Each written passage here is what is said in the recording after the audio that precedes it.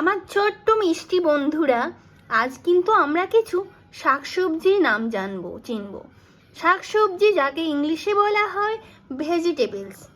চলো তাহলে শুরু করি। আলু যাকে ইংলিশে বলা হয় পটেটো। বেগুন ইংলিশে বলা হয় ব্রিনজল। টমেটো ইংলিশে যাকে বলে টমেটো। বাঁধাকপি ক্যাবেজ। ফুলকপি কলিফ্লাওয়ার। ঢ্যাঁড়স ইংরেজিতে যাকে বলে লেডিস ফিঙ্গার। লাউ ইংলিশে বলে গোট। কুমড়ো ইংলিশে বলা হয় পামকিন।